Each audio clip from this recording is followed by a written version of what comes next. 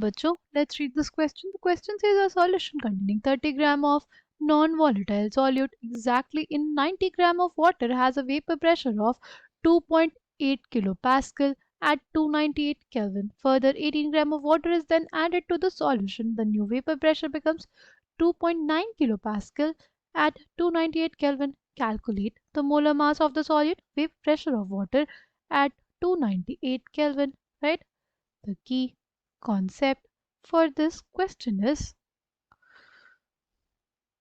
lowering of vapor pressure.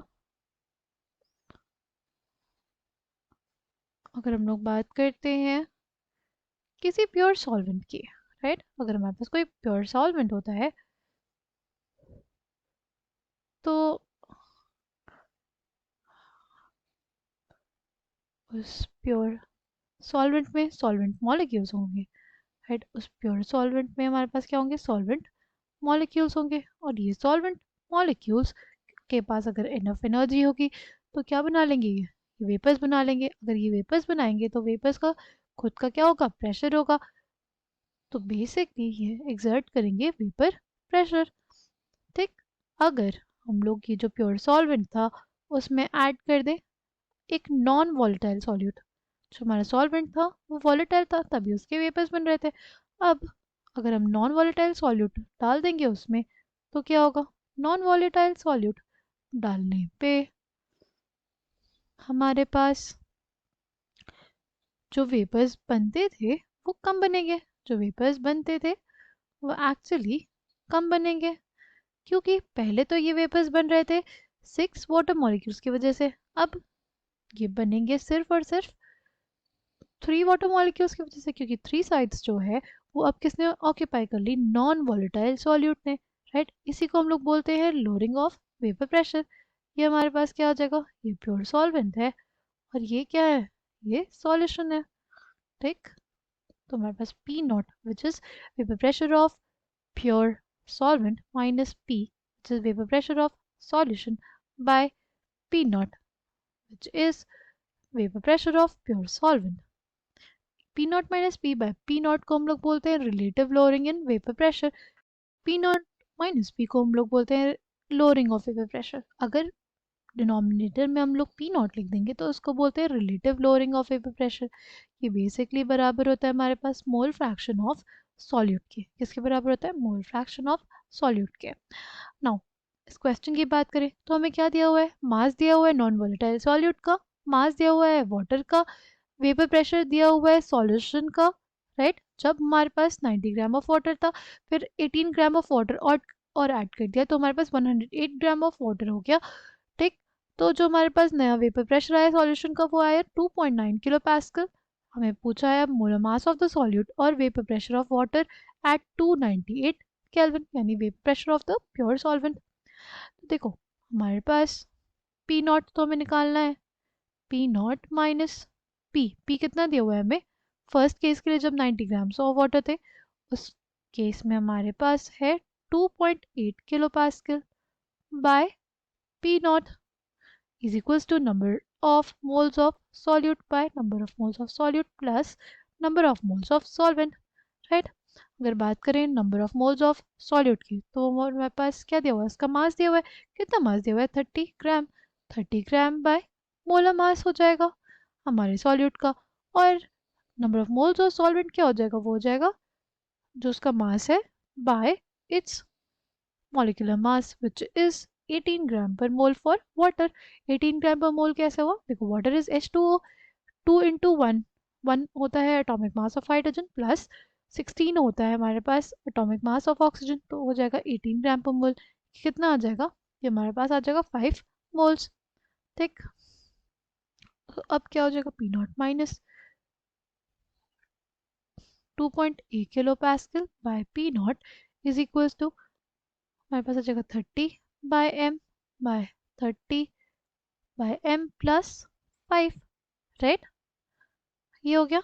और दूसरी condition क्या है, जब हमारे पास हमने ऐड कर दिया 18 ग्राम्स ऑफ वाटर और, तो हमारे पास जो वेपर प्रेशर हो गया सॉल्यूशन का वो हो गया 2.9 किलो पास्कल, राइट। और अगर बात करें इस केस में हमारे पास number of moles of solute तो सेम रहेगा, but number of moles of solvent change रहेगा। हमारे पास पहले मास कितना था सॉल्वेंट का, वो था 90 ग्राम, उसमें 18 ग्राम और ऐड कर देंगे तो आ जाएगा 108 ग्राम। 108 ग्राम बाय 18 हो गया, 18 ग्राम पर मोल कितना आ जाएगा, ये आ जाएगा 6 मोल्स, राइट। पास आ जाएगा 30 by m by 30 by m plus 6, ठीक। ये हमारे पास क्या हो जाएगा, ये इक्वेशन 1 हो जाएगा, ये इक्वेशन 2 हो जाएगा। हमारे पास इक्वेशन 1 था, उसको लिख सकते हैं क्या, P naught minus 2.8 kilo pascal by P naught था। तो हम लोग P naught minus P naught क्या हो जाएगा हमारे पास, वो हो जाएगा 1 minus 2.8 kilo pascal by P naught is equals to क्या हो जाएगा हमारे पास, हो जाएगा 30 by m by 30 by m plus 5 है। अगर m कॉमन ले लें हमारे पास क्या हो जाएगा, m कॉमन लेने पे हमारे पास 30 प्लस 5m हो जाएगा बाय m। अब यहाँ से हमारे पास m से m कैंसिल आउट हो जाएगा, बचेगा क्या हमारे पास बच जाएगा 30 plus 30 by 30 plus 5m, right. 1 minus 30 by 30 plus 5m is basically equals to 2.8 kilo pascal P naught, ठीक। अब इसको सॉल्व करेंगे तो हमारे पास क्या आ जाएगा, 30 plus 5m minus 30 by 30 plus 5m is equal to 2.8 kilo pascal by P naught, ठीक। अब हमारे पास 30 से 30 कैंसिल आउट हो जाएगा और क्या आ जाएगा, अब है 5m by 30 plus 5m is equals to 2.8 kilo pascal by P naught, right. और ऐसे ही जो इक्वेशन 2 थी उसको भी लिख सकते हैं हम लोग, 6m by 30 plus 6m is equals to 2.9 kilo pascal by P naught. इसको इक्वेशन 3 बोल दें, इसको हम लोग इक्वेशन 4 बोल देंगे, ठीक।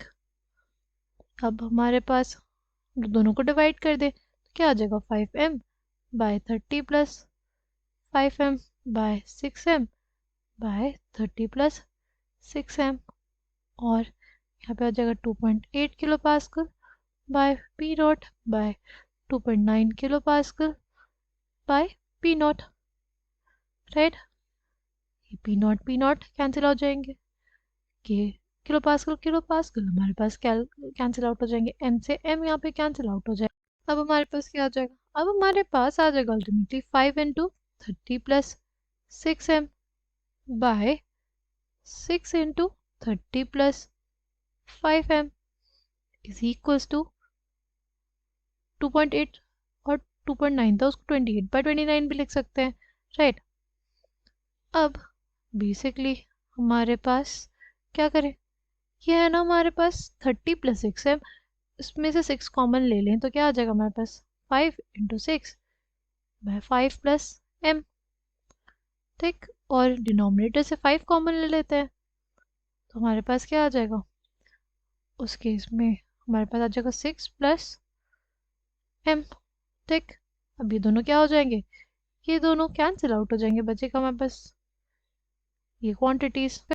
अब बेसिकली हम लोग क्रॉस मल्टीप्लाई कर देंगे तो क्या आ जाएगा, हमारे पास आ जाएगा 29 इंटू क्या हो जाएगा 5 plus m is equals to 28 into 6 plus m, okay.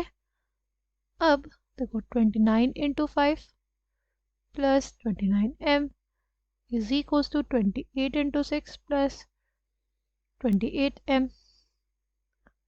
अब 29m minus 28m is basically equals to 28 into 6 minus 29 into 5.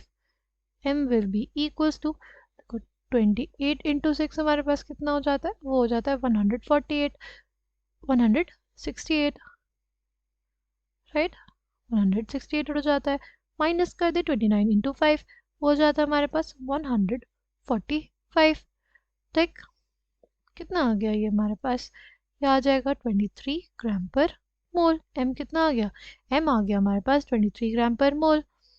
अब हमें बेसिकली पी नॉट निकालना है, तो पी नॉट कैसे निकालेंगे, देखो हमारे पास इक्वेशन थी, इक्वेशन थर्ड का यूज़ करें हम लोग, अगर इक्वेशन थर्ड का यूज़ करें अगर, तो हमारे पास क्या है, हमारे पास बेसिकली है 5m by 30 plus 5m is equals to 2.8 kilo pascal by P naught, right.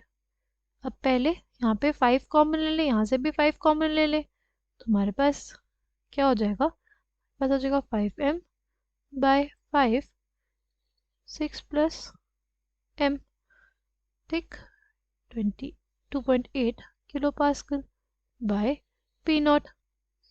अब बेसिकली हमारे पास 5 से 5 कैंसिल आउट हो जाएगा, ठीक। अब m की वैल्यू डाल देंगे, P naught will come out to be 2.8 kilo pascal into 6 plus m यानी 29 ग्राम पर मोल बाय क्या आ जाएगा 23 ग्राम पर मोल बाय 23 ग्राम पर मोल, ठीक। क्या आ जाएगा ना हमारे पास, इसको सॉल्व करेंगे तो कितना आएगा, हमारे पास हो जाएगा 3.53 किलो पास्कल के बराबर। ओके, आई होप आपको ये बात समझ में आई होगी कि पी नॉट कितना आएगा 3.53 और m कितना आएगा 23 ग्राम पर mole. I hope you understood it well, thank you, all the best.